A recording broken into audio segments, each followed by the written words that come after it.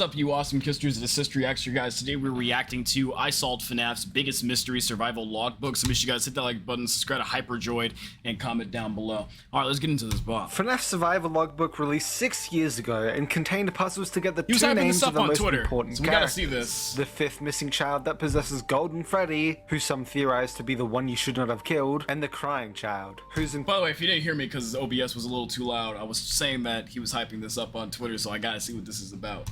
Importance in this story is still debated to this day. Today I am here to announce that I think I might have solved it. Seriously. We're not wasting any more time, so please subscribe and turn on notifications so you get notified when the biggest FNAF video ever, over 24 hours long and a whole year in the making, going over literally everything FNAF 24 hours? Guide releases in just a few weeks. I don't know when this video comes out as I'm saying this. 24? And let's get into it. Although before we begin, a giant disclaimer that this is just a theory. Feel completely free to disagree with me and not take these possible answers at all. I just happen to get the solution and personally think that it works pretty well, so of course I'm gonna share it. This is just a theory. Please, let's keep this community positive. Anyways, let me catch you up real quick. It's so stupid that they have to specify that, bro. That's crazy. Ended the original story, the survival logbook released. Itself being basically a children's activity book containing things like quizzes, would you rathers, drawing grids, etc. However, on the first page, it's revealed that this logbook was actually owned by Michael Afton himself, and so we knew we were in for some lore reveals.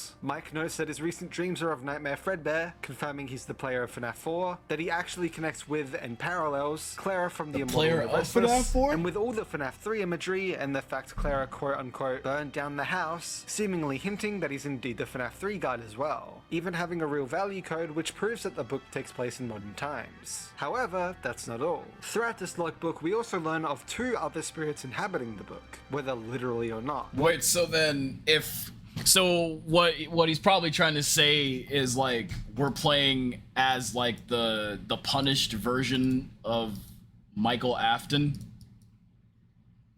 and like we over the night see the crying child's story. One writing in faded text to someone else altering the text. Writing multiple times throughout things like, do you remember your name, who are you, and what's your name? Hinting that we're meant to get the names of these 2 spirits within the logbook. Very quickly we discovered that one spirit is the crying child, hinted at via the does he still talk to you text next to the Fredbear plush, as well as other hints. And that the other was the 5th missing child who possesses Golden Freddy, hinted at via the gravestone drawing having my name written on it by Faded only a few weeks after we got the final FNAF game, with an ending literally containing a name hidden on a gravestone for the 5th missing child. Fast forward to June 4th, and MatPat released a game theory about the logbook, asking us to help him solve this thing after providing us with numbers that throughout the logbook are either in the wrong places or noted in red as important, those being 52, 39, 15, 7 and 2, grabbing the new numbers from the chalkboard 5 plus 4 for 9 and the 3, 10 and 11, and finally 8, 11. Then later that same day on the game theory subreddit, user DPowerful1 figured out that you need to insert these numbers into the word search grid instead of the foxy grid, giving us 5 across 2 down for C, 3 across 9 down for A, 1 across 5 down for S, 7 across 2 down for S, I would have never figured this out, bro. I don't know how he did this. For D, and finally 8 across 11 down for Y, to create the name Cassidy, the name of the Golden Freddy spirit. Finally, it was solved. However, that then left the foxy grid unfinished, and there's clearly something there with the faded out ABC on the top left. Years later, the powerful duo on Reddit, Godzilla and Wolfie, shared their joint attempt at it. Some of Cassidy's questions to Crying Child were not responded to, but there were a few that actually were. Does he still talk to you was responded with I can hear sounds. The party was for you was responded to with it was for me. What do you see was responded to I can't see, which using the page numbers for the questions got 75, 103 and 59,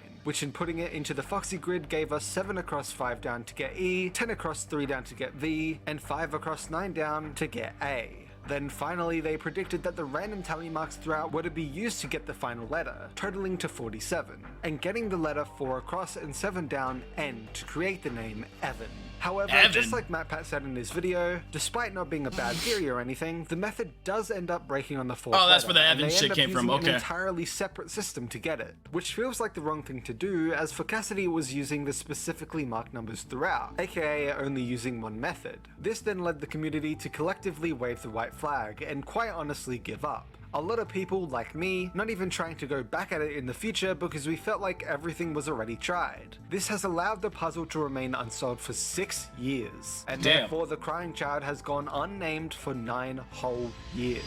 This is where I come in. Last year, I, along with some friends, tried solving the foxy grid in the logbook again. One of my copies for the logbook had what seemed to be an F10 down, which the only way to get that was to have the grid be 15 by 15 instead, which the numbers do fade out completely at 15. However, after checking a few more copies, it turns out it hardly even exists there, and is very faded out to the point that no one else has really gotten it, leading me to the conclusion that it's actually just a part of the background image of the same color, and just so happens to fit a box by coincidence. Scott does no coincidences. Engineer getting Garrett, which is assumedly the crying child stand-in's name in the movie, like Abby is for Elizabeth, but I couldn't find a solution either. I then wrote in my Supreme Guide script that one day I may come back to it and try to solve it. Anyways, it's been a whole year since I wrote that, because that video turned extremely massive, and so I returned to the logbook recently. This time, I decided to do what I've done here and go back through the old solutions, seeing if we missed anything, and it always ticked me that the 3 letters E, V, and A seem to work perfectly fine, but then the 4th just doesn't. The method of using the pages that Cassidy asks questions that are the only ones in the whole book to actually get replied to makes so much sense to me. She asks a lot of questions, yet only 3 get replied to, so surely that means something. Also, notice how the numbers begin fading at 10 and are fully gone by 15, meaning that the only necessary rows are actually the first 9, which just happens to fit every single coordinate for EVA. Then it hit me. Something Altered writes in the logbook is I'm scared, which in the past was linked to the tally marks for some reason, but what if instead it actually links back to Cassidy asking, do you still have dreams? Right above a picture of the nightmares, who we heavily theorize crying child would have seen at some point. A stretch, sure, but then notice how I can hear sounds which link back to E, it was for me which linked back to V, and I can't see which linked back to A, which are also all answers to Cassidy's questions, all happen to come from the same end of night quizzes together, including I'm scared, also an answer to one of the questions. It would be weird for 3 of the only 4 answers to matter, right? So what happens when you use the page number of the question, 41, for 4 across on the first row in the foxy grid? You get, D. Well, great, another failed attempt that literally just says the bad, which isn't a real name, right? Yes, right, that's not a real name. So I went back through the book to look for any more hints, and I noticed that throughout the book a certain word keeps coming up. After each night's work, we ask that you take a moment for self-reflection. Reflect on the things Is he saying it's Dave? in life that you are most thankful for. Reflect on the happiest day of your life. Reflect on the meaning of your dreams. And a bunch more activities all to do with reflecting on your life, looking back on things, a bunch of self-reflection quizzes, as well as a giant damn mirror, which is where Cassidy asks the crying child, what do you see? And is on the direct opposite page of where we solved Cassidy's name. But why am I bringing this up? Well, it got me thinking about the solution I got, and what happens when you put a word in a mirror reflection? It goes back to front. Yeah, it's gonna be Dave. Oh shit! So what would happen when you put EVAD into a mirror? It turns into DAVE. Dave, the crying child's real name. These 2 pages right next to each other. He deserved to die with a name like Dave. But anyway, like, you know, that would make sense because, like, if we get a backward ass name, that's what we would need the mirror for. Because on this page, right, everyone keeps getting Cassidy just fine, like without having to use the damn mirror. I'm pretty sure he's probably about to say all this, and I'm just stealing all of his damn spotlight. But like, yeah, that would make a lot more damn sense. That give us the answers to both names and a full conversation. Who are you? It's me, Cassidy. What is your name? What do you see? Dave. All of the questions Crying Child later answers have bloodstains on them. All of the answers come from the same end of night quizzes. All of the reflection stuff hints at reflecting something. Oh, and shit. the 2 names are both solved directly next to each other. To me, this seems pretty solid. Unlike Evan, this code doesn't break the method for the final letter, and actually remains consistent for each, making use of the final answer we get from the crying child that was seemingly responding to nothing, and it also makes use of the constant reminding to reflect throughout the book. I know some will have an issue with I'm scared being an answer for do you still have dreams, but the fact that it's specifically above the image of nightmare, which Mike himself categorizes here under a dream, and the fact that none of the other questions Honestly, are I'd be even scared somewhat too. possible to be the question he's responding. I'm scared. Wait, let me go back. Just so I know what I'm saying. answer we get from the crying child that was seemingly responding to nothing, and it all doesn't break the method for the final letter, and actually remains consistent for each, making use of the final answer we get from the crying child that was seemingly responding to nothing, and it also makes use of the constant reminding to reflect throughout the book. I know some will have an issue with I'm scared being an answer for do you still have dreams, but the fact that it's specifically above the image of nightmare. Yeah, because like, if that image is there, I'm scared would definitely be the damn response for a kid having dreams about that. So maybe it's not Michael that actually is dealing with the nightmares. Maybe it's actually his brother, Dave. Ew. Which Mike himself categorizes here under a dream, and the fact that none of the other questions are even somewhat possible. Bro, William sucks at naming kids, bro. Like, we got Mike, Dave. At least Elizabeth had some fucking like effort put into it. You can tell that she's the favorite child, bro. She had the whole underground rescue team ordeal with Mike being sent by William, and then she got the baby outfit. She got to keep it. William didn't just take it from her and put her body somewhere else. Left her down there unbothered for years, but Mike's got to go down there and get fucking turned into a skin suit. And then their baby brother, who's had no parenting from William, just gets his head bitten off, like.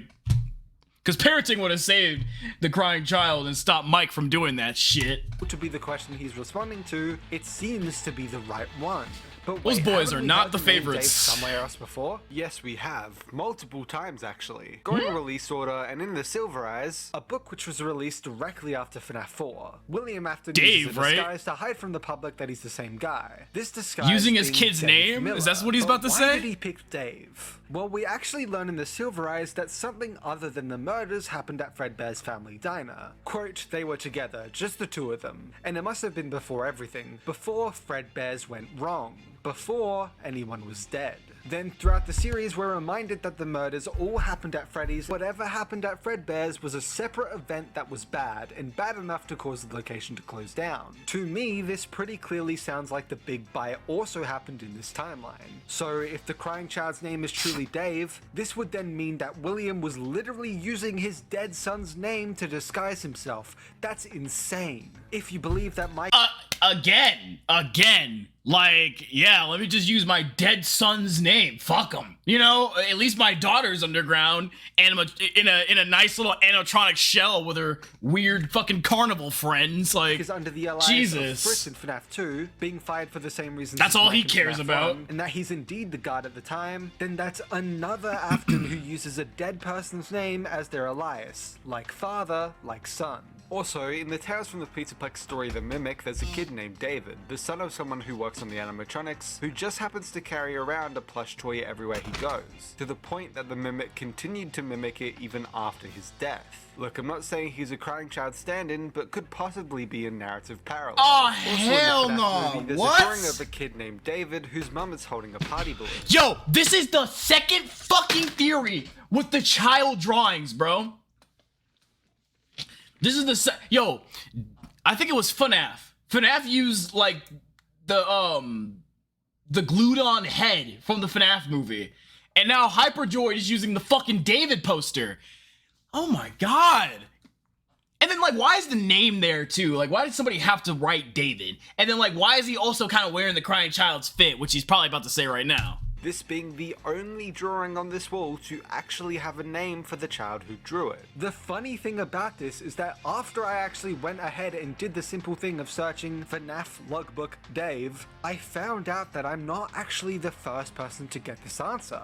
I know, I'm shocked too. I 100% swear on everything that I got to the solution on my own. And literally up until this very point in the script, I thought I was the only one who got Dave. But it turns out that it was pointed out as a possibility years ago. Although after the Evan solution got debunked, for some reason those same people assumed that it meant the whole method was debunked, when no, it was just the final letter. All in all, I believe the word hidden in the Foxy grid is Avad, which gets reflected into Dave. Yeah, that would make so much more sense. Name, Dave Afton, or David, depending. Come on, Scott's gotta give us like a ding in the comments of this video, bro. Facts into this. He's gotta give us something. Actually quite a popular name. Like, we've been trying to solve this for years. Being charted as the 3rd to 5th most popular male baby name name between 1970 Oh damn, he's going and into history. The name Dave or David also means beloved, which, considering most assume Mike's whole character arc starts from the regret of killing his brother in the games, and the movie goes out of its way to show how much he cares about his brother, it would make sense that he's beloved. Speaking of the movie, some people claim that the crying child's name is Garrett, which is his name in the movie. However, I don't think this is the case, mainly because Elizabeth's name was changed to Abby,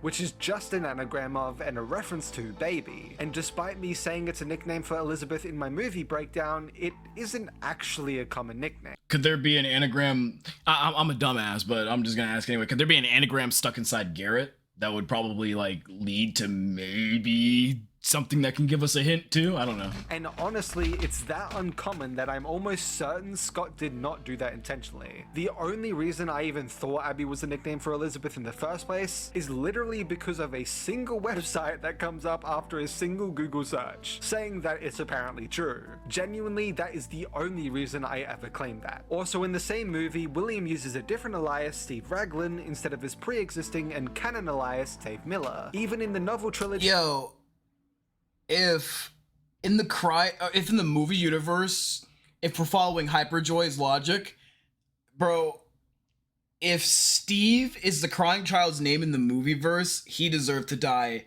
probably he deserved to probably die from 2 Bite of 87s. Dave, you deserve to die from 1 just because your name is Dave. Steve?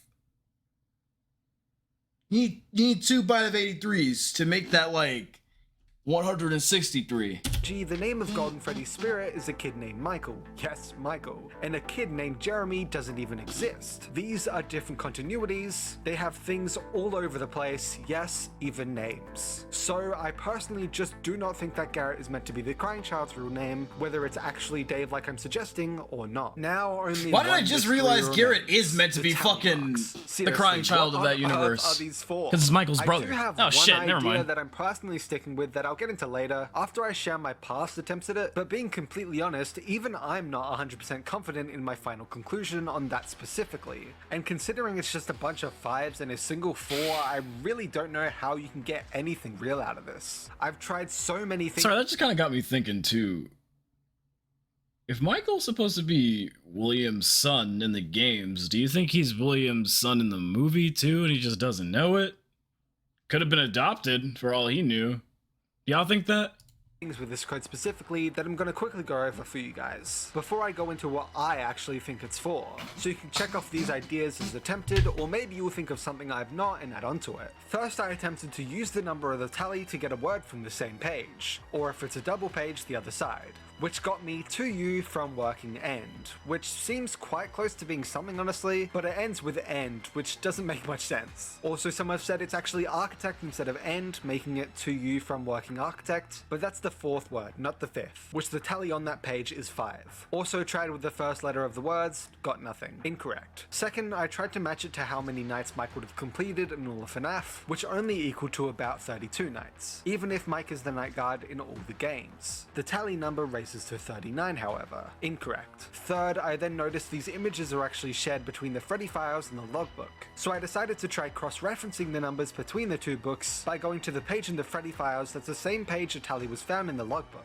and then going to the 4th or 5th letter depending on the tally number, and this literally never worked, and in retrospect, of course it didn't. Also tried with just the first letter of the words, got nothing. Incorrect. Fourth, I then tried literally just thinking what seemed similar between all the pages I cross-referenced, or what could be confirmed by going back to them, which almost got somewhere honestly, since it was the page of Beware Foxy, whose mask Mike wears in FNAF 4, which would confirm he's the Foxy bully 100%, the hallucinations Mike sees in FNAF 1, possibly connecting them to the crying child in some way, Nightmare Fredbear, again confirming Mike is the FNAF 4 player, but then it all breaks apart when the final 2 numbers go to Toy/Witherchica's gameplay page, which has no real significance to Mike, and Jeremy Fitzgerald's paycheck page. Incorrect. Fifth, I then tried using the word search and Foxy grid to quite literally get anything useful from from those numbers, by doing the page the tally was found as the X position and the tally number itself as the Y position, and vice versa too. Nothing worked. Incorrect. This is just some crazy shit. The attempts ended there because I really don't see where these tallies are meant to go.